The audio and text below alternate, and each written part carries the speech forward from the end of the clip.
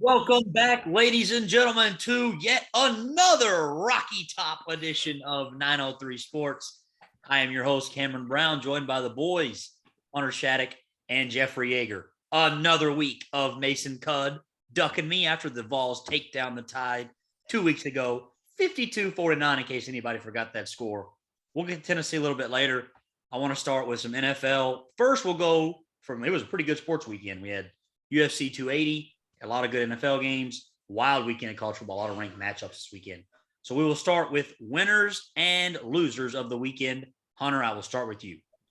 So I'm going to go winners, two NFC East teams, the Giants. And I'm going to say they're winners because they now have 6 wins, which means they can kind of limp home and still have a pretty good shot at making the playoffs because like half the league makes the playoffs now. I'm going to go the Commanders because Carson Wentz is hurt, which means that the team that he's playing for is now going to get better. And yeah, I'm going to do that now. I'm going to apologize right at the beginning of the pod. Go ahead. Because last offseason, I made the argument for Carson Wentz, stuck my hand up and said, hey, he's not a bad quarterback, which I kind of stand by that. I think he's still a good quarterback, but he also sucks at the same time. He's horrible. It doesn't make any sense. He's horrible. But I'm sorry. I should have known better. Evidence pointed me to know that I should have been better, right? I ignored that evidence. I'll be better in the future. So is it Taylor or Tyler Heineke? Taylor. Gosh, I always get that wrong. I'm all aboard the Heineke bandwagon. I think he's actually not that terrible of a quarterback, and the Commanders look decent with him back there, better than they do with Wentz. And my third winner is the Cincinnati Bengals because that's a good one. Joe Burrow did not have a training camp. He did not have a preseason. And it showed for the first few weeks of the season. And it almost made you wonder if he was kind of regressing after the great run that they had last year. And he showed this weekend that that is not the case. He threw for 481 yards, I believe, which is just absurd to do in the NFL. So, yeah, he's just fine. The Bengals are fine. They're going to be competitive. Nothing to worry about. So I'm putting them as winners. Losers, the 49ers. They kind of sold the farm to get McCaffrey. And I know it's early. It's hard to integrate, after 3 or 4 days into an offense. I get that. But the Chiefs kind of took him out behind the woodshed.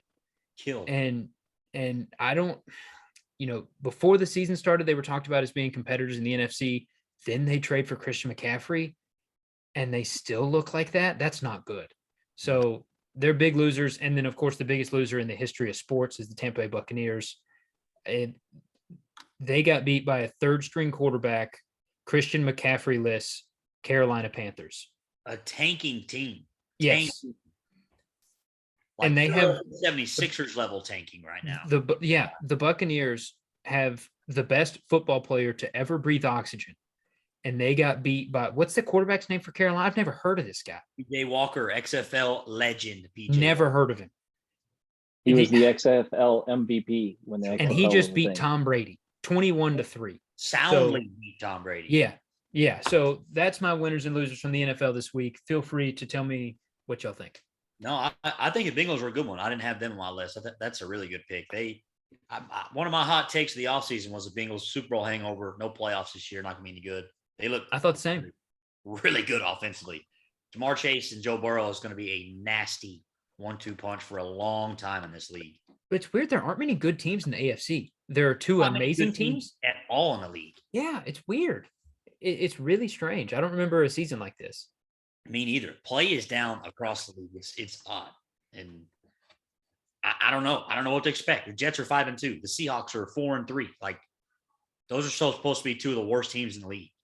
The Patriots are last place in their division right now. Yeah, Patriots are dead last in the AFC East. You want to hear something crazy? The only matchup this week between 2 teams with winning records, the Seahawks and the Giants. Wow. Imagine that. If I told you before the season started that this week, if I said, look at the schedule, there's going to be one game that week that's with 2 teams with a winning record. Which one do you think it's going to be? The Giants-Seahawks would have been the last game. Dead last. Yeah. That's crazy. I didn't only see one. That. Yeah. Wow. And the biggest game of the week tomorrow night, Ravens-Bucs, and the Bucs have a losing record. Mm-hmm. That's crazy. Diego, I'll let you give your winners and losers before I jump into mine. Winners from the week, I got the 49ers. I'm like across the room from Shattuck with that.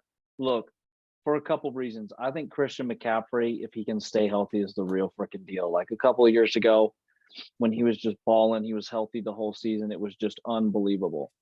Now, everyone's worried about the fact that they traded for him and they still got blown out by the Chiefs. I'm not really super worried about them getting blown out by the Chiefs. I think like that's just something that could happen. The Chiefs can literally just take you behind the woodshed any given day of the week. And so I'd like let the 49ers play the rest of the season with Christian McCaffrey first to see if it's like really bad or not. But I think overall, like I think it was a great pickup for them. Second, I got the Ravens as a winner after like their horrendous like meltdown to I think it was the Giants is who they lost to. Last week. Yeah, the week before they came back, had a fumble in the red zone that would have sealed the game and then held the Browns. I mean, that's a big deal, for Lamar Jackson to come back and win. I think that's a big deal. Believe it or not, I got a winner is the Pittsburgh Steelers. I actually really liked what I saw out of Kenny Pickett. Then hear me out. Everyone's going to say, oh, Kenny Pickett looked terrible, this, and that. A lot of the mistakes he made, I feel like when I was watching him, I was like, that's just a rookie mistake. That's something that you just have to learn by trial and error. Like on the final play of the game, when he threw the interception, he had a wide open field to run 15 yards, and there still would have been 18 seconds. So you can go get it down, freaking spike it, and maybe run a couple other plays. I feel like a lot of the mistakes Kenny Pickett made were simply things that it's like, it's his first year in the season, and you just won't see it again the following year. Like he didn't look overwhelmed. I'll give you that. Yeah. Sometimes you watch a rookie quarterback and think, well, they don't belong on this field. He didn't look like that. Oh yeah. So No. I guess if you consider that a win, then yeah, I mean, I'm with you. He doesn't look lost. No, totally. That's why I have the Steelers in the winners column. Is I think Kenny Pickett is going to be viable, because one thing that quarterbacks, when they're rookies, they always say, they're like, the NFL is so much faster than college. It's crazy how fast these defensive linemen are getting to me. It's crazy how fast these cornerbacks are catching up to my receivers. And so for Kenny Pickett to not have like just go out there and just look like he just got smoked, I think it's a bright future for them there. Losers, pretty obvious. Broncos once again lost. It's terrible. Packers lost, and Bucs got waxed. So I think those were easily the three biggest losers of the week. And that's what I got. I want to say something about the McCaffrey trade. I think that the Niners probably have, like, how on Twitter you'll see like the skill position rankings. If you took a running back, tight end, and receiver from every team, I think the Niners have the best trio in the NFL with McCaffrey. Kittle, you've got McCaffrey, Kittle, and Debo. But do you know what the Niners' biggest problem is? Jimmy Garoppolo. Jimmy G is absolute garbage. No, Carson that is Wentz a level terrible. garbage. No, That dude is terrible statement. Okay. Rash. I watched a lot of that Chiefs game. He makes I was going to go in on this bum later. I'll just do it now. He just stands in the pocket. It collapses. I fall down. Just gets sacked. Gives up a safety. He's given up like 3 safeties this year. Dude, throw the ball away. Use your legs. Move around. He doesn't change things. He doesn't look like he cares. He reminds me a lot of Jay Cutler, the way he plays football. Oh, gosh. That's such a mean thing to say. 49ers. Watch him. He just looks like I watched that whole game. That's the only game that I got out here that afternoon for some reason. The Chiefs are a great team. No one was saying that when he beat the Packers in Green Bay last year in the playoffs. In the snow in the 6th game. Listen, the thing about Jimmy G, you want to know something? I have figured it out. Jimmy G is the most consistent quarterback in the NFL. You know what you're getting. Listen, you know what you're getting out of him. Every week, he's going to score you 20-ish points. He's going to throw a pick, a couple touchdowns, and he, might have a mistake or two. He's going to get sacked, but he's also going to make some good plays. And if your defense can keep the other team under 20, you're going to win. If you let them score over 30, you're going to lose. When was the last time we saw Jimmy G score less than 18 points or more than 28? I can't remember. I think he literally scores in between those two numbers every single week. It feels like it for sure. They're paying him superstar money. He's got like 100. plus Yeah, $1 million well, I contract. mean, if you want to talk about value, yeah, it's terrible. But to hold that Right, against but him, to like, but to say he's Carson Wentz level garbage is It's just a garbage. mistake. yeah, I Garbage. mean, I don't think Jimmy Garoppolo is a very good quarterback, but man, I don't think he's that bad. I think with the talent around him, they can. I mean, how far did they made it to the NFC Championship game last year, right? Yes, and they With made it Jimmy to a Super Garoppolo. Bowl with Jimmy G. Did they make the NFC Jimmy G. Championship last year? Yeah, Yes, they played the Rams and lost. That's right. That's right. yeah. Sure did. They So beat I the mean, Packers in the snow like, game. no, he's not good, but with the right roster around him and good coaching, you can obviously make it. I mean, the skill positions got better this year than last year, and they made it to the NFC Championship game. So I don't think, like, I put them in my losers column. I'm not writing them off, but I mean, it's not off to a good start with McCaffrey. I'll say that. But hey, I'm gonna say that they can pull it out. I agree with Jeff's point. The Niners were winners of the weekend before they played football on Sunday. The Yes. McCaffrey trade is huge. Yes. They lost by 14 to the Atlanta Falcons last week, and then followed it up with a 21-point blowout at It's home not a good look. to the Chiefs. They are in trouble. And their defense is supposed to be the heart and soul of the team, and it got run over by the Chiefs. Another point. You're also again, key word there is Chiefs. I am I'm anti-49. with all due respect. They don't impress me. They get a lot of hype. They do not impress me. So I'll do my winners and losers, and we'll move on. So I apologize. I was not specific in the winners and losers when we sent out the draft today, put in the NFL. So I mixed mine up a little bit. I'll go start with the winners of the weekend. My biggest winner of the weekend, the Philadelphia Phillies. Going to the World Series for the first time in 15 years. Bryce Harper, one of the most iconic home runs that I've seen in my lifetime. At home to send him, pretty much, it was in the 8th inning, so it wasn't officially to send him to the World Series, but essentially is what it was the game-winning home run. It was a go-ahead home run in the bottom of the 8th home inning. run. That's what I'm looking for. Phenomenal scenes. Awesome for that team. Awesome for that crazy fan base. Philly's number one winner. Number two winner is the Oregon Ducks. Oh, how they have turned their season around since they got blistered by Georgia on national TV week 1. They have looked great week in and week out. They get better and better, and they are starting to creep back into an outside chance to get in the playoff. If they run the table and win the Pac-12, which is scary for my balls. They beat a really good UCLA team this weekend at home. That game was never close. UCLA was never in that game. They were down 2 to 3 possessions the entire game, so that was impressive. Number 3, I know y'all aren't UFC guys, but Sugar Sean O'Malley is on a rise. He's on a Conor McGregor-like rise. That's my number 3 winner of the weekend. Upsets Peter Yan, Russian, one of the best fighters in the world. O'Malley was number 11th fighter. Now he's up to number 1 and is the top contender. Huge win. McGregor 2.0. So keep an eye on that. My winner. Losers of the weekend. Number 1 loser of the weekend. I hate this for all my Aggie friends, but Texas A&M is the biggest loser of the weekend. Do you hate it? Do you really hate it? No, I don't. You don't hate it. I hate it. I appreciate the sentiment, but I hate it for them, but I don't hate it for that program. They are now 3-4, and they play Ole Miss this week. And they still have LSU and at Auburn left on their schedule. They're in trouble. They're in trouble missing the bowl game.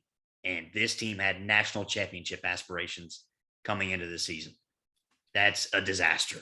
You're paying your coach. You're going to have to buy him out for $90 million. And this is what you're getting, a 6-6 season at best right now. Thank God they play UMass on their schedule. Thank goodness, or they may not win another game. And they look awful. They just lost South Carolina for the first time in school history. If I'm a booster there, I am furious.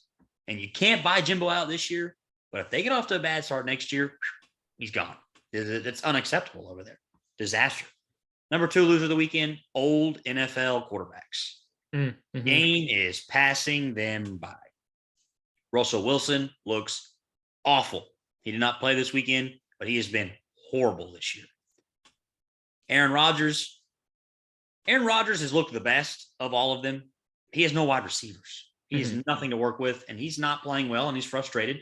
And my gosh, are you hearing the things he's saying, though? Like, did you hear what he said on the Pat McAfee show today? I did not. What did he say? I don't remember the word for word, but, I mean, he basically called out his teammates, and he was laying blame on his teammates. It's not good. He said something to the effect of, when you have guys that aren't performing, it's time to give somebody else a shot. And So basically he's calling out his coach for not playing different players, and then he's calling out the guys who have been playing for not performing. And yeah, I saw him call his coach last week about how they need to simplify things. And look, that's just I'm not a fan. I don't hate him. It's just Aaron Rodgers, man. He's just that's who he is. Yeah, I mean, Yeager's been all over it. I mean, he's not a leader. Self-centered guy. He's kind of how he's been. And that's kind of why he only has one championship. Like Tom Brady has so many championships. He's not the most talented quarterback in history, but he's the greatest team sports player I've ever seen.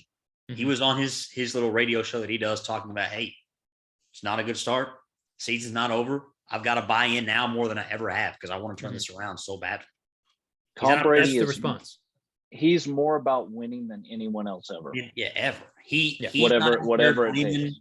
Mike Evans for dropping that deep ball, blaming his defense. I mean, blaming the O-line, blaming his coach. He's not doing any of that. And, I'm not a Tom Brady guy, but I got to respect it. And back to my losers, Tom Brady's on that list. Bucs look terrible. Will they turn it around? Probably. Lastly, stupidly, I said the Falcons are going to win that division, and then they get blown out this week. I don't know who's going to win that division because the Bucs look terrible. You get beat 21-3 by Carolina. I mean, that's bad. The Bucs look really bad. I don't know, dude. Everyone has a bad game once a year. But they look bad they just week since they beat the Cowboys. I know, but Tampa's going to win the division. Yeah. I just think so sure of that. They really look bad, man. I mean, they look terrible. But I just think when I think about Tampa Bay, sure, they look bad, but they don't look distraught. Like they don't look like they're worried or like they're like, hey, we don't know what's going on. They just understand they're not playing to where they should be. And I just think they're one of those teams where they're like, hey, we're going to like get the fluids going again at some point. So the Bucs right now are minus 200 to win that division, with the Falcons at plus 250. What are the Saints? Plus 1,000. Saints must have a tougher schedule because the reason I picked the Falcons last week is because I was looking at schedules, and the Falcons have the easiest schedule of the bunch left. And I've liked the way that team's playing. They play hard. They have no defense, and Mariota is having a decent year. And if they get Cordell Patterson back, but I don't know, man, that division's not worth talking about. That's 7-10 really could win that division if the Bucs can't turn it around. If anybody can get to 7-10. Yes, exactly. I mean, it's a mess over there. And my last quarterback I was going to mention, Matt Ryan, career's over, man. Got benched from my guy, Sam Ehlinger. Look, the Colts have been freaking terrible. And I'm sick of watching Matt Ryan just go out there and just get pummeled. It's a rough way for him to go out. He had a good career. League MVP. I don't think he's a Hall of Famer, but Matt Ryan had a really, really, really, really good NFL career. Yeah, I hope that the last year or two doesn't tarnish the way we view his career. He had a real good career. I mean, he's I don't know who to compare him to. He's as close to getting the Hall of Fame as you can get. I wouldn't put him in. He never won a Super Bowl. Yeah, and he's actually on the losing end of one of the worst collapses in Super Bowl history. So that's a demerit. Yeah, that's a tough blow, but a great career for Matt Ryan, to be honest. That's a tough way to see him go out. I'm excited for Ehlinger to see him in the offense. Hunter, I know you think he's terrible. I think Sam could play well over there, but that's neither here nor there. Speaking of Hook'em, third biggest loser of the weekend, the Texas Longhorns. Steve Sarkisian is a bum. B-U-M, bum. Look at how many games Texas has folded in the last 2 years. Oklahoma State, back-to-back years now. They did it against Baylor last year, Oklahoma last year. They've done it against Bama this year and Tech. All three of their, I don't know what that is, but all three of their losses this year. It's music to my ears, Cam. Fell apart in the fourth quarter. Quinn Ewers might have been either high or drunk on Saturday. He was that bad, and they still should have won the football game. I think Quinn Ewers is great. He's impressed me all year. He was horrendous on Saturday against Oklahoma State. Overthrows, receivers aren't on the same page. Something was off. And they still should have won the game. Has Arch Manning signed a letter of intent yet, or can he still decommit? He can decommit. He won't. What are the odds? What are the odds he decommits? It's not high. I don't think. If I were him, I'd decommit. I'd run as far away from Austin, Texas as possible. There's just no, like Yeager talks all the time about culture. There is no winning culture None. in that program. No. And It's like they're allergic to winning. Exactly. Like they don't know how. I've said it 100 times. The best thing that could happen to the Texas Longhorns football team is someone goes in and takes away everything they get. And they say, hey, go to local junior high and just go lift with whatever weights they happen to have in the PE. Figure out, and then you'll see who really wants to get up and find a way to go lift and who wants to get up and go find a way to be a football player. Because I think the Longhorns, like when someone carries you around and you just show up to practice and they feed you with a silver spoon, like you don't have any reason to go up and get it for yourself. Right. And I think the Longhorns, I'm telling you, the best thing, they just find a way to just break my heart every year. If we had the grit scale rankings, Texas would be dead last. That team just rolls over when they get hit in the mouth, and they do it week in and week out. And it is so frustrating to watch. And I'm not even a Longhorn fan, but I'm telling you, bottom grit scale. Whoever is the recruiter at the Longhorns needs to just go find a couple of college football equivalents of Patrick Beverly and just give them a full ride to literally just come and piss off the Longhorns players every single day in practice. Make them have to be some boys. I was talking about A&M being in trouble. Texas is in trouble too. Remember this same story last year? They looked so good at the beginning of the season, completely fell apart and lost for like 6 games because they quit, and they may do that again. I don't know. They're in trouble in Austin. But let's move on. Let's talk just a little more NFL, and we'll go back to college. We touched on Brady and Rodgers a little bit. Let's talk about the Broncos. Poor football, poor former producer Pete, Denver Broncos. They stink. The Jets literally traveled to Denver. We lose our best running back, probably our best player on the team, our running back, Breece Hall, out for the season. We lose our best lineman out for the season. Team's falling apart. Zach Wilson's playing like he's drunk. And we win the game. The New York Jets do not win games like that ever. That's how bad the Broncos are. I know Russell Wilson didn't play. That team's got their. But what has he shown you to say that like Russell Wilson would have made them better? Nothing. I don't know if he would have. He's been that bad too. Pete is right. He hates Hackett. Hackett's awful. The Broncos' offense is awful. The receivers can't get open. QB can't make accurate passes. They can't run the ball. They can't block. And that defense is pretty good. And they're just wasting it over there. They're a mess. Their season's over, completely over. And you know what's crazy about that too is the way that, like, as much guaranteed money as Russ has. I heard this the other day. His dead cap hit. Like, let's say they decided to move on. Like, he just doesn't have any more. His dead cap hit next year would be $100-something million. The year after that would be $60-something million. The year after that would be 40-something. So it doesn't even become possible until the 4th year from now, where the cap hit would be $30-something million. So think about how many coaches they're going to fire before they realize Russ is the issue. They're stuck with him, kind of like how A&M stuck with Jimbo. They just think, it's the same thing. What are you going to do? I mean, you can't buy that out. You just can't. Well, especially, I mean, you technically can in college football because there's no coaching salary cap. You don't have to take the hit. But in football, I mean, if they cut Russ, theoretically, there would be $100 million against the cap next year for nobody. That'd be awful. I mean, here's the deal.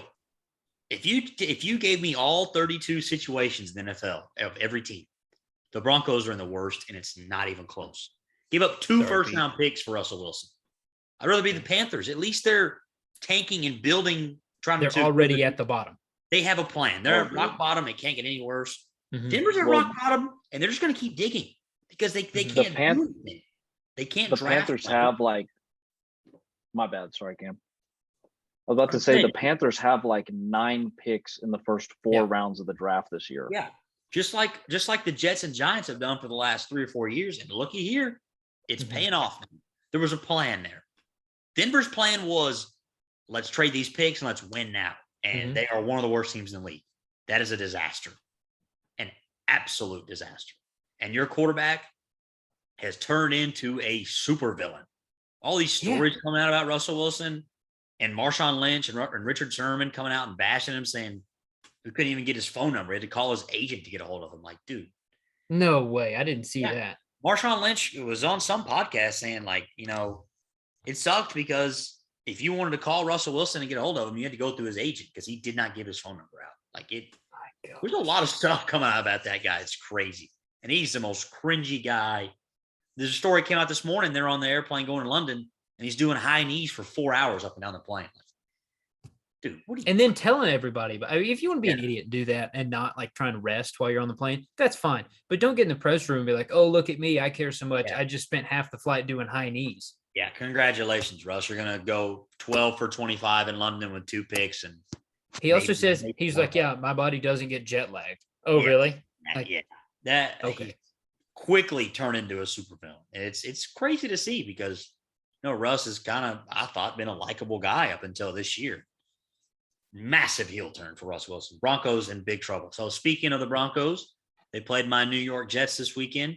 Let me ask y'all, I'll throw the Giants in there as well. There's some magic in New York. Are we buying the Jets and Giants? Hunter, I'll start with you. Yes. I think a lot of that has to do with what we talked about, the lack of good quality football teams. So the Jets have the unfortunate situation. They have to play the Bills twice. The Giants have to play the Eagles twice. So similar circumstances, that's 2 auto losses for both teams. And unfortunately, like you said, the Jets lose Breece Hall, but you traded for James Robinson from Jacksonville. Jacksonville. Excited about that. Yeah. So, I mean, that shows me something that the team feels like they still have a chance to compete this year, which says a lot about that culture inside the locker room, which is new for the Jets. You want? Yeah. So I got a question, a little mid-season keep or banish. Ooh. All right. We're going to bring that back. Daniel Jones at the end of this season, keep or banish? Keep. Agree. 100%. Keep. Yeg? I think he has his player option at the end of this year, right? Or are they using it for this year? They would have to, I think. Yeah, I think they would have to re-sign him, and they're going to franchise tag Saquon, so they can't even franchise tag him. So they're either going to offer him an actual contract or let him walk. Look, I'm not paying Danny Dimes a max or anything, but I'm bringing it back. Look, quarterback. I would go to Daniel Jones and I'd say, hey, we'll give you 2 years, $45 million, 35 of it guaranteed. Take it or leave it. Yeah, I think that's actually fair. Danny Dimes has always been impressive to me. He just turns the ball over so much. It's like, dude, you can't play like that in this league. I'll tell you this, when it comes to the Jets and the Giants, I'm buying the Giants more than I'm buying the Jets for a handful of reasons. Number one, I think their offense is more in sync. That's Number true. two, I think Brian Dable fits the Giants and who they are right now a lot better than Robert Saleh fits the Jets. I don't know about that. Well, Robert Saleh, my thing with that is Robert Saleh has always been a defensive coach, and you're seeing all of that this year where the Jets defense is playing out of their minds. We're a defensive but if he can't get an offensive coordinator that can get that team rolling, if people start getting tape on the Jets defense and they figure it out and this and that, then all of a sudden you're like, hey, okay, Zach, this is what we drafted you second overall for. We need you to go win this game. And I just don't think if you're down 7 and you need to go 80 yards and score in 3 minutes, I don't know if the Jets have the play callers to be able to do that. But I think the Giants do. I think Dable helps like Daniel Jones and Saquon and those guys figure out how to get down the field no matter what they're looking at. I think if you took Brian Dable and the Giants offense and had defensive coordinator Robert Saleh and the Jets defense, I think they're going to a Super Bowl. Let me just push back on that real quick. Like I'm Danny Dimes is a solid player. I like him. He's quit turning the ball over. I think Brian Daboll's a great coach, but he's an offensive-minded coach. That's why their offense has turned around so much. Robert Saleh is a defensive-minded coach, and we're going to be a defensive team, and I'm fine with that. But here's the deal with the Jets. Zach Wilson's in year 2, and he's missed a lot of games. Mm-hmm. Now, do I think Zach's a Hall of Famer? I don't know. The jury, he's got the biggest question mark ever on Spoiler alert, no, he's not. We don't know. Hall of Famer. Very few people are Hall of Famers, even though you think Russell Westbrook is a first ballot Hall of Famer. He is not a first that many Hall people get in the Hall of Fame. He's a first. Dang it, Hunter. We'll get back to that later. But I'm telling you, the jury's out. Danny Dimes in year 5 with the Giants. Zach Wilson's in year like 1.5. So the jury's still out on him. The offense has not looked great. No, it has not. But they're winning games. Robert Saleh has turned around one of the most toxic cultures in American sports. Yeah. That team is supposed to be garbage. When you go to the Jets, hey, We're going to win 4 games. We're going to have a top 5 pick. Those guys do not know any better. They are not accepting that. Culture's turned around. I'm a big fan of my guy, Robert Saleh. Go ahead, Aaron. So for this question, I would take, if the time frame for this question is this year, I'm taking the Giants. But the Jets are set up infinitely better for the future because of the young talent and the fact that the Giants have Saquon Barkley and Daniel Jones, who are, Daniel Jones is at best the 13th or 14th best quarterback in the NFL at best. And Saquon is a running back. I mean, if your best player is a running back, you can't win in this league anymore. But so let me just make a point about the Giants. I don't want to really have a debate about this because there's not much point. But name me one wide receiver on the New York Giants football team. Can't do it. Can't do it. Jeff, can you? Darius Slay. No, that's Slayton. Yeah. Their receiving core is God. I can name you the guys that aren't playing. No. Tony and Galloway. And Galladay. Yeah, same difference. Their receiving core is horrible. So one, very impressive for Daniel Jones, that offense, to be 6-1, throwing to literal practice squad guys. But I think the Jets we have more talent. We're just not getting over that hump offensively. Garrett Wilson. It's a bunch of young guys.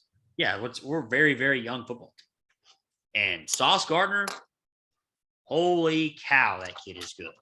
Rookie of the year right now, in my opinion. Kid is balling.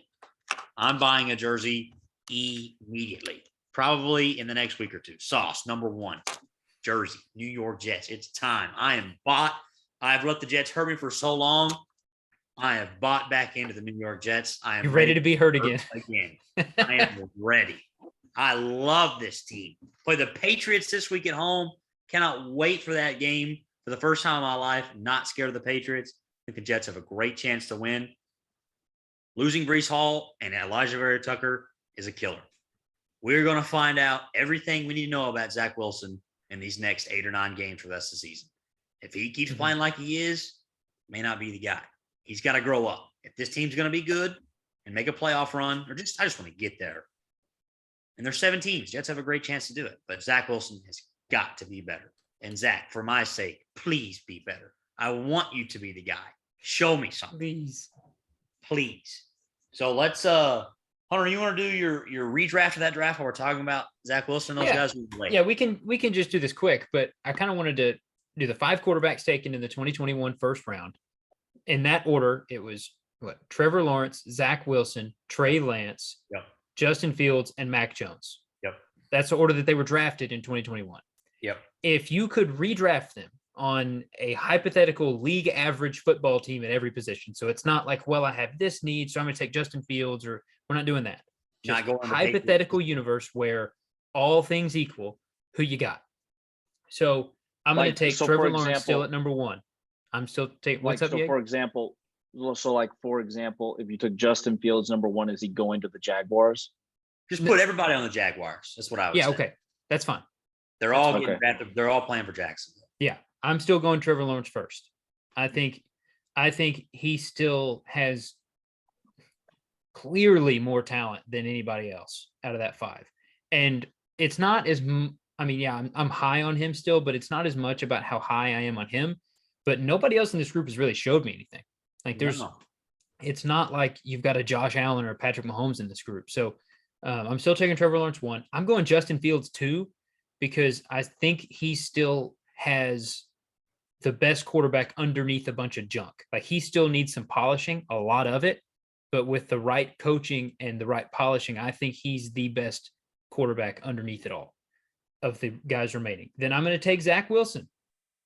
And then I'm going to take Mac Jones. And then, unfortunately for Trey Lance, he just can't play football. So we talked about it a couple months ago. He's going to go 3 years without playing any meaningful football. That's a shame. It really is. I mean, it sucks for him. I mean, not that he cares that he's drafted last in my mock redraft, but you're watching. We're sorry. Yeah. So anyway, that's my 5. Y'all have differences of opinion? I have a little, but it's so minuscule. I was thinking about this over and over. I was like, these 5 guys there's no one just head and shoulders better than the other. The sample size is still small. Like Trey Lance in the games he's played has not looked great, so I would put him at 5, and he's hurt, so it's just really hard to not go anywhere else other than there. I put Mac at 4. Look, Mac is a Pro Bowler. You know, you can use that argument. He made a Pro Bowl after all these dropouts last year, whatever. Had a nice year. He also plays for the Patriots. Yeah. All about where you get placed. If you're putting Mac Jones in Zach Wilson or Trevor Lawrence's situation, I don't know. I'm putting Trevor Lawrence at 3. He's got the most turnovers of all of these quarterbacks. He is very fumble. Yeah, but surely he's thrown the most passes and dropped back the most. Surely. Probably. And he also played under Urban freaking Meyer for a year. That is true. That is. If you want to talk about bad circumstances, that's the worst circumstance in the history of the But sport. he's regressing this year. We got off to a good start, and I was like, oh, looks like Doug Peterson's fixed Trevor Lawrence. He stinks these last 3 or 4 weeks in the NFL. So I'm putting him at 3. 2, I'm going to take I think Justin Fields and Zach Wilson are they remind me Justin Fields is a better athlete. He can run it more. Yeah, he's the best athlete playing quarterback right now, not named Lamar He Jackson. misses some of the simplest throws I've ever seen. He missed a wide open tight end last Thursday against the Commanders. So I'm going Fields 2, Zach Wilson 1, and not a proud one. Oh my God. Zach makes wow throws. I don't see any wow throws from Justin Fields. Trevor Lawrence can make those throws. I was going to say, I mean, Trevor Lawrence makes every throw on the football field. Zach is really good in the pocket, moving around with his feet, can make plays with his feet, taking Zach number 1. You can call me biased all you want. I will. Zach. You are biased. It is biased. It's just such a weak list. Like no one has shown me anything. Yeah. Justin Fields. I agree. I mean, that I agree with. I don't know. I think the person who's shown the most out of all of them is Justin Fields, and I would take him 1. But that's just me. I don't hate that. I don't hate it. I think Justin Fields, the minute I knew Justin Fields was the guy you wanted to draft was when he had his ribs broken in the playoffs and said, I'm going to play this next game in the playoffs of college before he got drafted. For Ohio State. Sorry. I thought he was when he was really did. No, when he got his ribs like cracked or he got tackled or whatever it was, he could have easily said, hey, I'm going to the NFL, like, frick you guys. I'm going to sit out and I'm going to go get paid. And he said, no, man, I'm playing. And I was like, that is who you want on your team. Mm-hmm. That is a guy that's got some dog in him. That's a guy that's not going to give up when it gets hard in the NFL. Like, that is a dude that you want to come to your culture and your team and try and turn things around. And so I'm taking Fields 1. I'm taking Trevor Lawrence 2. I think Trevor Lawrence is like the most fundamentally sound out of the 5 quarterbacks. I think he's the most mature. I think he causes the least amount of drama. That's a shot at Zach Wilson, by the way. Yeah, hey, be easy on my guy. Well, I think Zach Wilson is like, he's like, you know how like in the NBA, they're not only super good players, but they're also like superstars off the field. Like they're almost like famous people in Hollywood. They're celebrities. Like Zach Wilson gives me the same type of that kind of vibe as like Odell Beckham does. Like when Odell Beckham was right, but still, you know. And so I'm taking Trevor Lawrence 2. I'm taking Zach Wilson 3, but I'm taking like 3A and 3B, Zach Wilson and Mac Jones, and then I'm taking Trey Lance 5. Trey Lance, if you listen to this podcast, I'm sorry.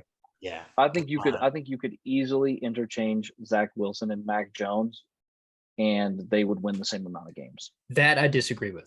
Me too. Call me crazy.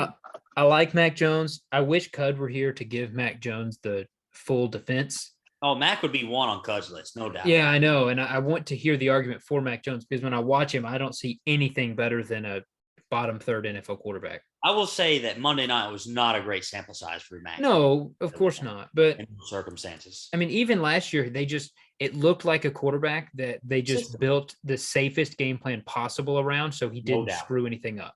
That's what it looks like. And if you want to go by that, he does not turn the ball over that much. He had a terrible pick against him. Yeah. But I just think when you watch in this hypothetical redraft, we're talking about what can you turn these guys into? Because none of them right now are winning you Super Bowl. None of them. I think Fields has the highest ceiling out of all of them. I would still lean Trevor Lawrence, but Fields does have a really high ceiling. If you can, again, just knock a bunch of that crud off of Justin Fields where he gets more accurate in the easy throws, The difficult throws and the way he moves around in and out of the pocket is world class. So you want to know what I think? You want to know what I think Justin Fields needs? I think he needs the season to be over, and he needs to go spend an off season with Peyton and Eli Manning. And if he does that, he's going to come back and be a ball player. he needs an offensive line too. Badly. Look, Fields and Wilson were my two guys coming out of the draft. I love both of those guys. And I've tried to stay on the Justin Fields bandwagon. He made me pretty much jump off against the Commanders last week. I was fully off. And now I'm back on the Fields bandwagon. I'm waving the flag. Justin Fields fan club. I'm a card carrying member. After he played against New England, he looked great. Mhm. Probably the best game of his career Monday night. Yep. And I hope he can keep building on that because I like Justin really Fields. good kid. I like Justin interviews. Fields. Yeah, I do too. So speaking of Mac Jones, let's talk about this. And let's go to college football. New England Patriots have themselves a QB controversy that's no one really wants to have. It's not like you have a It's QB controversy. It's Zappy hour, baby. See, I thought the same thing, and the guy comes in and fumbles and throws 2 picks on Monday night. They got a problem because look, I mean, like we said, Mac got to a Pro Bowl last year. He took them to the playoffs. Now, system QB, he's got all the help in the world. He's got Bill Belichick, great defense, all these other things going with him. He did do that last year as a rookie. Yep. Gets hurt in week 2 after not looking great, and Zappy balls out for 3 weeks.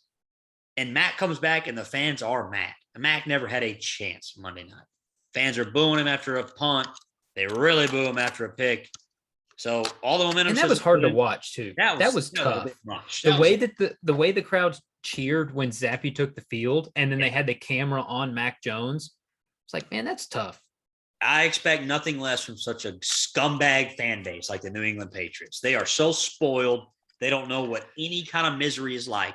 They're booing Mac Jones like he's been holding this team back for 3 years. Yeah. Guy's coming off a 4-week ankle sprain.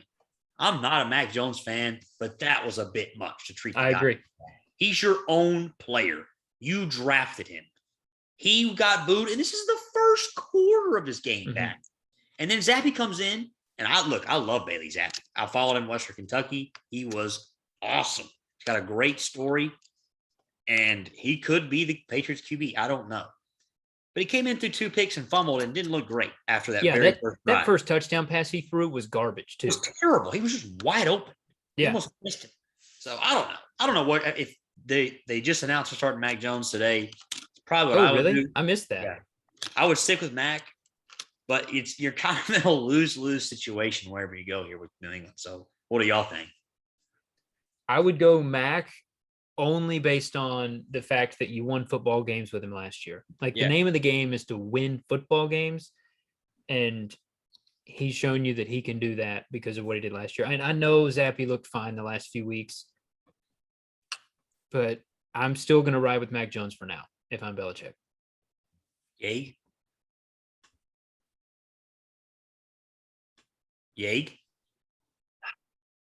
You perplexed? I am, because y'all make some good points. I will say, however, like when you get something like this, sometimes what you need is like an adrenaline shot, and I think Bailey Zappy is that guy. I would agree with that. I probably would have started Zappy. I think you know what? No, here's what I say. I think you start the quarterback that is going to most inspire the team to believe they can win the rest of the season. If they think, hey, we need a freaking system QB that's going to just do his thing, then you start Mac Jones, and they're like, yeah, that's how we're going to win games. And if they're like, dude, we need a highlight reel to come out and someone who can like just balls to the walls, throw deep, and just doesn't care, then you start Bailey Zappy. And I think you let the team almost decide. Kind of backing up my point on starting Mac Jones, that Ramondre Stevenson is a running back. He's a good player. He can play. If I'm calling plays there, I'm letting Mac throw the ball 20 times and I'm putting it in Stevenson's chest 30. And I think I trust Mac to just not do anything stupid, hand the ball off, run some play action, make safe throws, and let the running game and defense win me football games. I trust Mac Jones to do that over Bailey Zappy. I would agree with that. I don't think there's a massive difference in Mac and Bailey Zappy, to be completely fair. But Mac's your guy. You drafted him first round. I think you got to stick with him for now. I agree. So I'm going to read y'all a quote, and let's go talk some college football. Aaron Rodgers just got an update. Rodgers stands by comments, quote, "I'm going to hold guys accountable." Why don't you hold yourself accountable for once in your life, Aaron Rodgers? I've been out on him as a human long time. Just an opinion from a modest host of a modest 903 Sports podcast. But dude, you're 3-4. Y'all suck. You got beat by the New York Jets by 17 at home.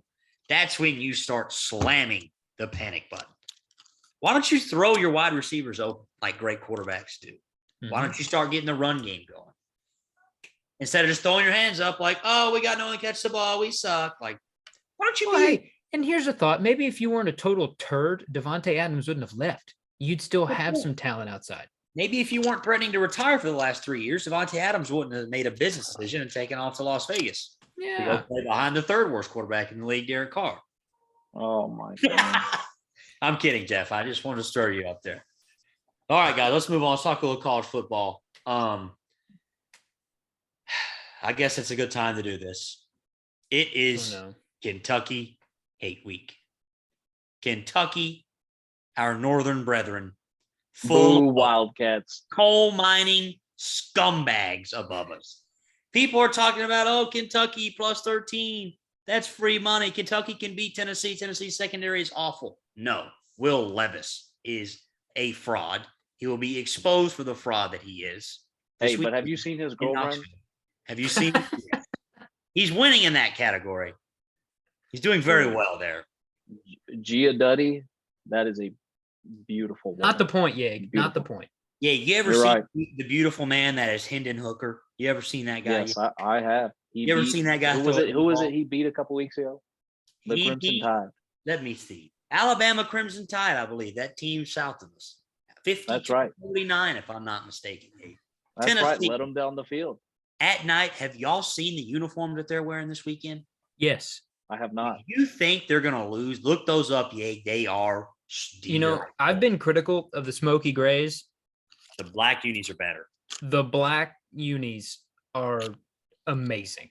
And it's Halloween weekend at night. Bunch of drunk Vols fans in the crowd. That place is going to be an unsafe atmosphere. Kentucky. Hey, these black and orange unis with the black helmet. How about those, Ye? Yo, those are nasty. Those are flame, son. Those are so nice. Kentucky's beaten Tennessee in Knoxville one time since 1984. Do we think they're going to do it again Saturday? Hell no. Kentucky, the entire state, and all their fans can go straight to hell. Derek, listen, I'm sorry. Respectfully, you can go to hell until Sunday. We can be pals again. To hell with the Kentucky Wildcats. Vols by 75. And then we get the Georgia Bulldogs in the biggest game of the year next weekend. Vols by. Is that the week after? It is next Saturday. Tennessee at Georgia. That's a ball game. Take care of business against our bum rival Kentucky.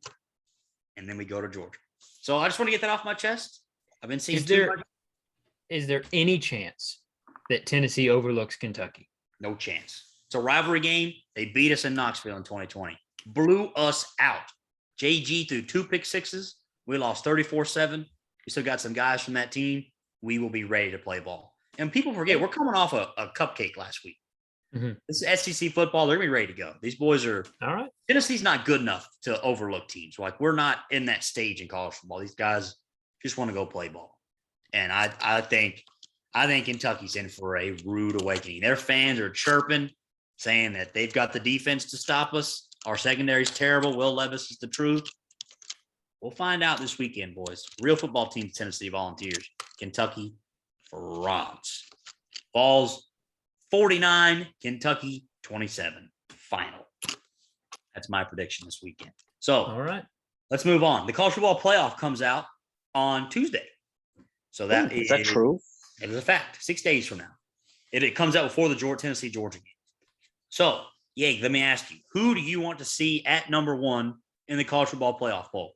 Because in the last 7 years that this has been out, it's different than the AP Top 25.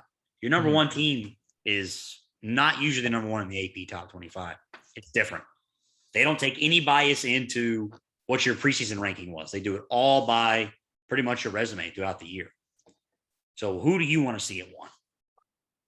I mean, who do I want to see or who do I believe will be there? Who do you think should be number 1? Jeffrey Yeager is putting in his poll. With all due respect, the Tennessee Volunteers. Like, if you're talking resume, they beat Alabama. They have say no more. Say that again. Yeah, that's the thing. Like, they have gone out and they've won every game they're supposed to, and they beat Alabama. That's right. I mean, if you're going clearly off just, hey, we don't know what these guys have done in the past, we don't know anything about them besides this season, you're like, Tennessee's clearly the best team, and then you're like, Georgia's the second best. So I think Tennessee should be number 1 in the playoff if you're going just strictly off resume. I would agree with that. I've already biased my NFL Zach Wilson take, so I'm gonna let y'all just talk more about this. If you want to eye test it, people like the eye test. Ohio State's look great. They did not play well against Iowa, who is the worst offensive team I've ever seen, but they beat them by 44. And they had like 4 turnovers. They didn't play well and beat them by 44. Think about that sentence. Yeah, they didn't play well against a team that's going to make a bowl game, and they won by 44. Ohio State's good. They haven't played a good football team. Mm-mm. We're not going to see them play a good team. Well, they get a good test at Penn State this weekend. Mm-hmm. I think Penn State, Kentucky are in the same boat. They're a good team, 17-21 ranked kind of team. Mm-hmm. On the road, it's tough to run on the road in college football. That is a tough place to play too. And I don't care that it's a noon kickoff. That's a tough environment. They're coming off a really nice performance against Minnesota, drummed them last week. Yep. So Penn State's going to give them hell in the first half. We will find out a little bit more about Ohio State as the season goes on. So that'll be interesting to keep up with. And I just have a feeling they're going to go, if Tennessee beats Kentucky, we are not overlooking Kentucky. But if they win that game, which we will, damn it, it's going to be Tennessee 1 and Georgia 2, or Georgia 1, Tennessee 2. I think they want that 1v2 matchup. All the eyes in the college football world will be on that game next Saturday. You talk about a big-time football game. Mm-hmm. I just have a feeling that might happen. What else want to talk about, boys, college football? We want to rag on A&M some more? Dude, I'm going to be honest. If I had to pick my 1 through 4 just based off resume this year, I think you have Tennessee. I don't even know if Georgia makes it in the top 4 because they just smoked Oregon week 1, and then they've played nothing but ding-dongs ever since. They have played. And they've let a couple of those guys like get pretty close. I think if you go straight like resume built top 4, I think you got to let Bama in there. You got to let TCU in there. I mean, TCU. Wait a minute. There's a real case off resume, dude. They beat. No, that's not what I'm. What about Alabama? Who have they beat?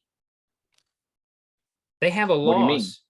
Well, you didn't allow Georgia in there, an undefeated Georgia team who beat Oregon, who turns out is actually pretty good at football. I'm talking if you look just at this year, right? Yeah, that's what I'm saying. And you look at resume and like what has Alabama done? Schedule. What has Alabama done to override the loss that they have for you to put them ahead of Georgia with no losses? I mean, they beat Arkansas by 23. And that's one of those things, like, I have a real problem with teams dropping a bunch of rankings when they lose to someone else that is very highly ranked. Like when you had Alabama 3 and Tennessee 6, that's one of those things where you're like, man, dude, if Tennessee loses this game, there's a chance they couldn't get in the playoff, and it's because they lost to the number 3 team. I'm not saying Alabama doesn't deserve to be in the top 4, but I think Georgia still has to be ahead of them. They've beaten everybody they've played, and one of those teams is now currently ranked in the top 10. So if you're going to go resume based, I think Tennessee and TCU have the best 2 resumes. I agree. 4 ranked teams. I agree. You can go straight resume. If you're going to go eye test, I mean, you got to put Ohio State and Georgia in there, and then you can throw Bama in. It just depends on what your criteria is right now. Mm-hmm. I think the thing is, when we were talking about resume, I was talking about strictly this season. I think Georgia gets in at number 4 just because they look strong, but they haven't really played anyone. But I think Tennessee is absolutely number 1. I think you've got to put TCU in. They've beat a bunch of ranked teams. Like they've balled out.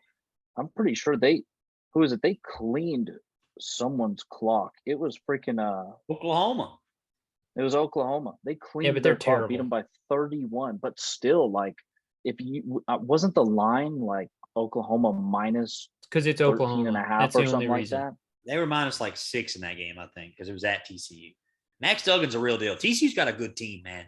All I'm We saying had is our we if had you took someone that didn't know anything about college football and said, "Hey, look at all of these guys wins loss," they'd be like, "Hey, this But TCU Horned Frog team's pretty good." it's not just about wins and losses. It's also how you win, which is why I would still have Ohio State in there. Like they can't control the teams that they've played, and they have just blown the doors off of everybody. So if I we're still going think, by that, Clemson can eject themselves. yeah, no, far I wouldn't have Clemson in mind. But I think margin of victory also plays a role in this resume idea we're talking about. Like that should go on your resume, right? Like if you're 7-0 and you're Clemson, where you're just barely squeaking by every team you play and you don't really look all that inspired, then to me, that's your resume. Like that's who you are, margin of victory. Like if you look at the score, that goes on your resume. You know, Tennessee beat Bama 52-49. Would you feel differently about Tennessee if they had beat them 52-0? Like, Yeah. yes, Oh yeah, yeah. absolutely. All right, let's do this. Let's pivot to some playoff scenarios. And I listen to a lot of Tennessee radio. They're talking playoff scenarios, and I just want to be like, guys, let's just relax and let's just enjoy this. But it's good for talk radio, so we'll do this here. Just run some scenarios here. Now that the rankings about to come out. So let's say Clemson runs the table, which they will. They've gotten through the heart of their schedule. They're not losing it unless Florida State maybe can get them. Clemson's going to run the table and go undefeated. So let's say they go undefeated. The winner of Ohio State, Michigan, let's just give it to Ohio State because they're at home. Then they'll play Illinois in the Big Ten Championship. They'll win that game. So let's say they're undefeated. Let's say Tennessee loses to Georgia next week. Georgia runs the table and they get in. They beat Bama in the SEC Championship. Let's just say they beat Bama. So now Bama's out. So you've got 3 undefeated conference champs. You got to put all 3 in. You put in 1 loss Michigan, who lost to Ohio State. You put in 1 loss Tennessee, who lost to Georgia. Let's say Oregon also runs the table and they get to 12-1. And let's say TCU falls out. Which of those 3 gets in? It's the 3 between 1 loss Oregon, 1 loss Tennessee, and 1 loss Michigan for the 4 spot. Tennessee lost to Georgia. At Georgia. Who do you have in? You got Ohio State, Georgia, and who else in the top 3? Ohio State, Clemson. If they go undefeated, they're getting in. Whether I agree with them, they're getting in. Oh, that's a terrible pick. And they will. Do I think they're a top 4 team? No. But they will get in. I think you give it to Tennessee. See, I think they're going to give it to Oregon. Because there's no way. If Oregon wins their last 12 games, they would be conference champs. They'd be conference champs. How do you keep them out? Yeah, but being conference champs of the Pac-12 is like being the tallest midget. I will say this about the Pac-12. They are better top heavy this year. Utah, USC, Oregon, UCLA are 4 solid teams. That's true. They're better. I think Oregon's good, and they're scaring me because I wanted to say TCU undefeated. I just don't know if they keep it up. Well, kind of the cardiac kids the last couple of weeks. They got a tough finish to the year at Texas, at Baylor, not easy. Yeah, game. TCU is going to lose in Waco, so you got nothing to worry about there. And then they'll turn around and play Oklahoma State in a rematch, probably in the Big 12 championship. So they got a tough road for them. If they win out though, they're in. Yeah, and they deserve it. And they would deserve it. I would say Michigan is out. They played Hawaii, UConn, and some other bum team in the non-conference. That's and your the Big Ten's weak. Colorado State's who they played. The Big Ten's weak this year, very weak. So I think Michigan, if you want in, you've got to beat Ohio State. Yep. If you lose, then you're out. Sorry. Great year. Enjoy the Rose Bowl. But you are not going to the playoff. Out. Mm-mm. The Tennessee band win's going to hold a lot of weight. It's going to be very sweaty. They're going to need some help. And they're going to be in a conversation with some teams. So let's run this scenario. And then we'll move on. And we'll talk about how the Phillies are going to beat the Astros. And then we'll jump off.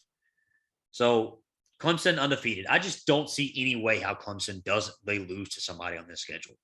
Their best chance to Syracuse this week, and the referees really hurt my orange in that game. There were some bad calls that went against them. That's neither here nor there. Clemson's going to run the table, and the winner of Ohio State, Michigan is going to be undefeated and beat Illinois in the Big Ten Championship. So there's your 2 teams. Mm-hmm. Georgia beats Tennessee. Let's just say that again. But Alabama beats Georgia. Is that your 4 right there? That's the nightmare scenario for Tennessee. Nightmare. Because Alabama would get in as the one-loss SEC champ, and Georgia would have the head-to-head over Tennessee. Yep, and they went undefeated in regular season. It would be those 4. That's why we need to expand the playoff. I agree, 100%. There is why you got to expand the playoff. I agree. You know how all of this is solved? How's that? Tennessee beats Georgia. That's exactly right. Look, if we lose to Georgia next week and we don't get in, we have no one to blame but ourselves. Tennessee controls their own destiny after beating Alabama. Now, will we beat Georgia? I think we have a great chance to beat them. Vegas doesn't think so, but I think we do. People have been down this team all year. If they don't beat Georgia and we don't get in, it's going to suck so bad. But they'll be the 5 seed. They'll be ranked number 5. If that happens, Tennessee will be number 5, no questions asked. If Bama loses to, if Bama beats Georgia in the SEC championship, that's when the chaos really comes up. Yeah. But look, it's college football at the end of the day. There's so many things that could happen. I keep saying Clemson's definitely going to win. Somebody could bite them. Ohio State could go lose to Penn State this week. I mean, it's college football. Somebody can get big. And I agree. We've seen it for years. I agree. I still think they should expand the playoff. And this is a perfect reason because there are enough teams that are close enough in skill that it's hard to definitively say this team is better than this team. So you deserve a chance at a national championship and you don't. Yeah. I don't think the margins are wide enough. You throw everything out the window, say that scenario happens. Ohio State, Clemson undefeated, they're in. Georgia 1 loss, they're in. And Bama SC champ 1 loss, they're in. That would be leaving out a 1-loss Michigan team who lost at Ohio State the last game of the season. That would leave out a 1-loss Tennessee team that lost at Georgia on week 10. That would leave out a 12-1 Pac-12 champion Oregon that just won their last 12 games. And think about this. What if TCU goes undefeated? You think they're leaving out Alabama or Georgia to put in TCU? Absolutely not. No. So that's a perfect example. And I understand that you're still going to have to make decisions in an 8 or a 12-team playoff. But the difference between 8 and 9 or 12 and 13 is number 9 and 13 probably haven't made a strong enough case to say, hey, we could actually be the best team in the country. If you got a gripe, if you're number 13, you have a gripe, too bad at that point. Yeah. Like you're too far down the line. There's too many times we've seen the number 5 team in the country. The 2 examples I'll never forget, and that's why I've wanted to expand it for so long, is when TCU got left out with Trayvon Boykin that year, Hunter, that really good TCU team, that Ohio State ended up jumping them and went on to win the national championship. That was also the really good Baylor team. That's when y'all had that absolute TCU war and beat TCU. It was their only loss. That TCU 61-58, my friend. Never forget. Still to this day, I think that TCU team was the best team in the country. 3 years later, Stanford had 2 losses. They had won 9 or 10 straight games in a row. They were the hottest team in the country, and they were number 5. I thought that was USC. That was Stanford. They had that Hogan kid and McCaffrey. They were so good. They had 2 early losses. I'm thinking of later. They had ran the table. They played Iowa in the Rose Bowl and beat them by literally 50 in the Rose. They absolutely, I know it's Iowa, but Iowa was decent at that time. I mean, the Rose Bowl. Killed them.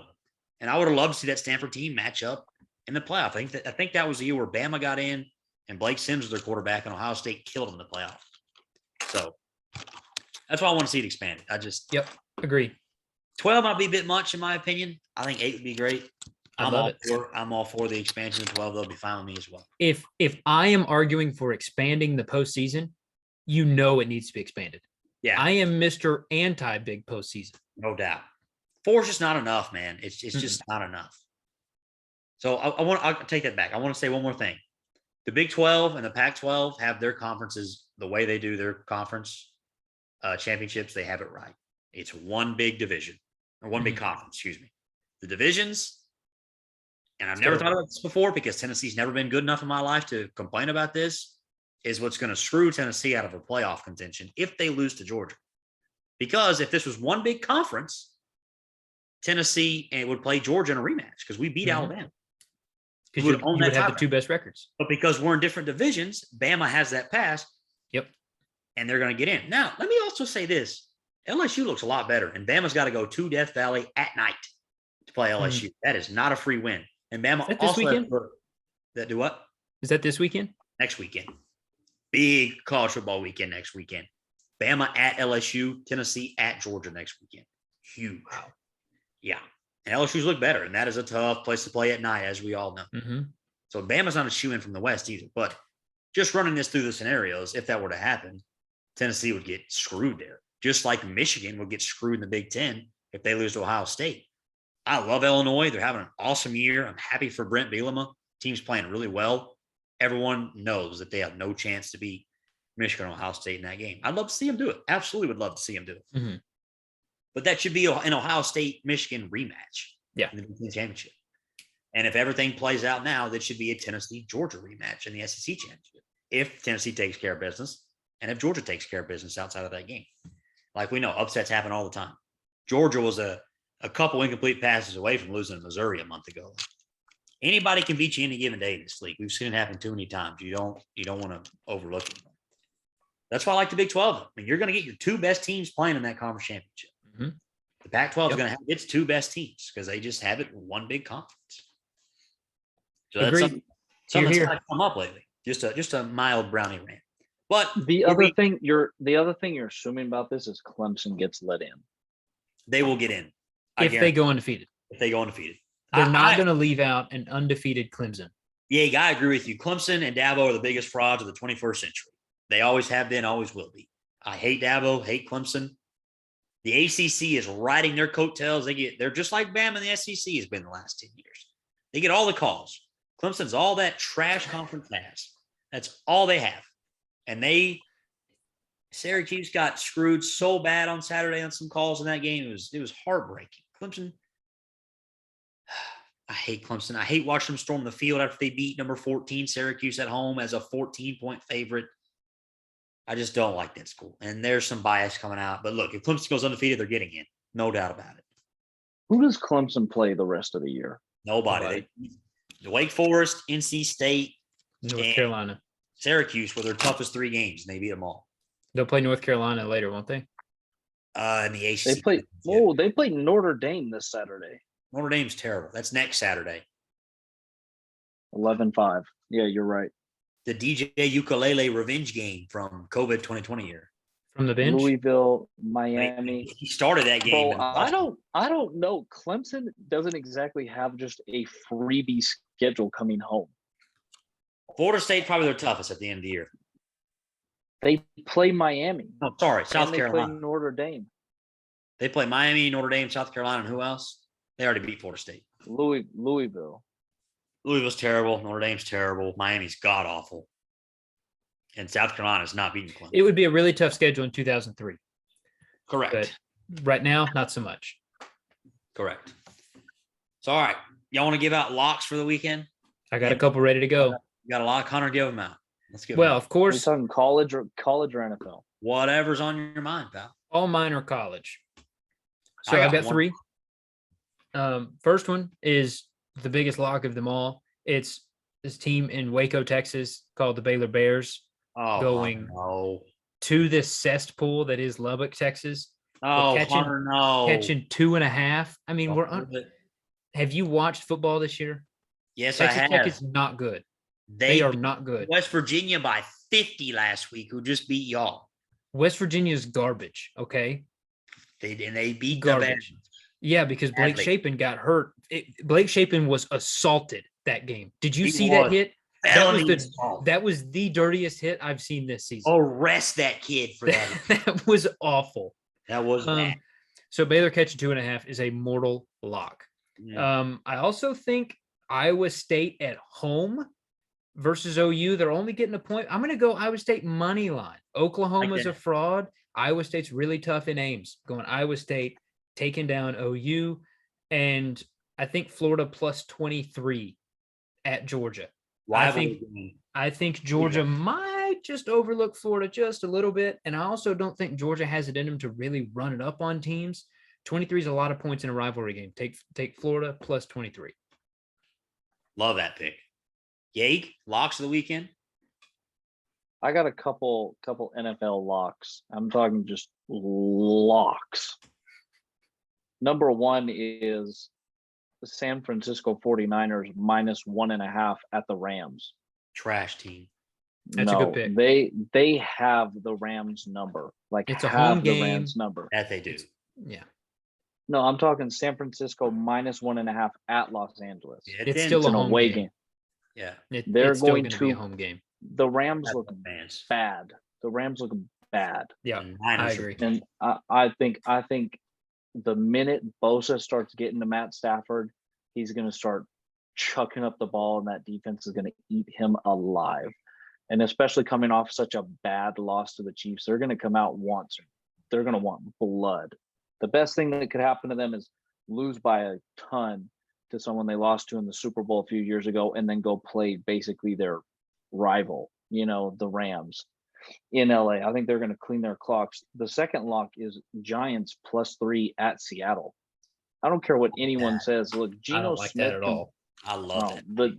The Giants can play ball. Look, Geno Smith and the Seahawks, they can play, but the Giants keep getting disrespected. Bro, they were -3 to the Jaguars this past week and beat them by 6. Vegas has been disrespecting the Giants and Jets all year, and they just cover In Seattle? week. In Seattle. I know. I agree. I don't care. That's You got- that's why you lose money, Yag, No, because you you don't ride- care about in Seattle. You ride the hot wave, and the Giants bettors have been printing money this year. They cover every Correct. single week. Well, that Correct. train stops now because Geno Smith is going to have on a No. gold jacket by the time his season's over. My man Geno's playing some No. ball this year. Yes. Fourth best QBR in the NFL. But I like that Giants plus. I like that plus money pick there, Yag. I think it's a good pick. Go ahead. Next I think one. Giants +3 because, dude, yeah, I think the Giants are I think the Giants they're like little kids on Christmas. They're winning and they just believe that Santa's going to keep giving them wins, Like, they're going out there and they're just happy to be playing football Well, and they want to go win. Like you the know? I hate to know you I hate to tell him Santa Claus is not real. And, but the here's the thing, 12th man it's the is real in Giants- Seattle.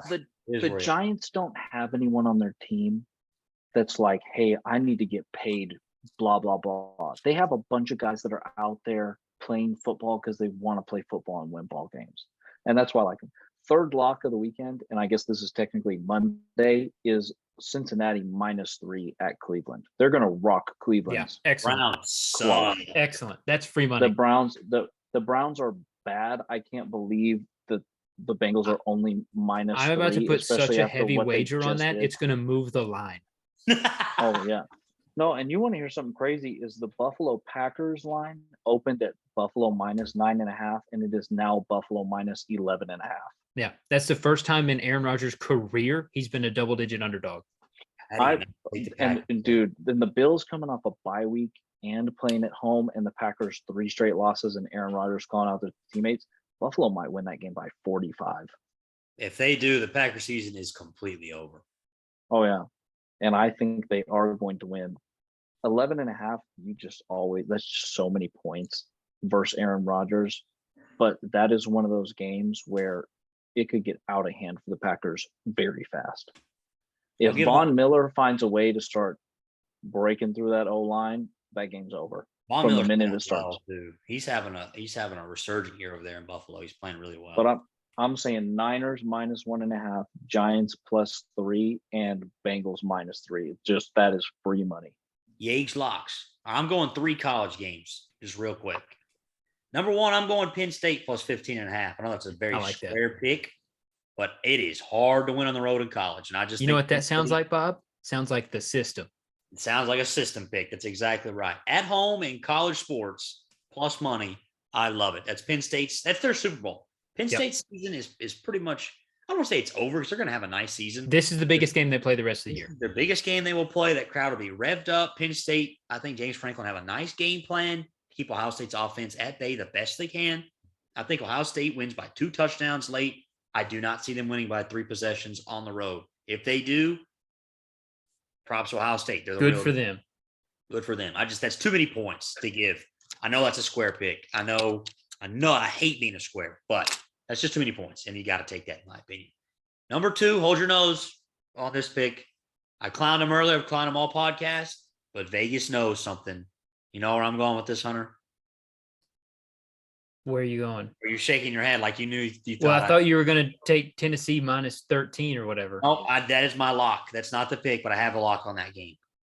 This pick, I'm taking A&M at home +2 against Ole Miss. That's a stinky line. It's at night, College Station. I just can't see A&M going 5-7. They're gonna weasel their way to 6-6.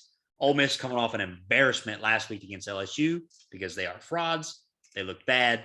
Now they've been humbled. And I think A&M squeaks by on a field goal or something stupid. They win on Kyle Field. Everyone's down on A&M. Everyone and their mom's going to be on Ole Miss in that game. I think A&M bites them at night. Still a tough place to play, whether A&M's good or bad. Holding my nose on that one and take A&M. Lock of the weekend, take your house payment, your car note, your cousin, everything you have, and put it on the Tennessee Volunteers first half -7 against Kentucky. That game is going to be over after the first quarter. That is going to be a blowout.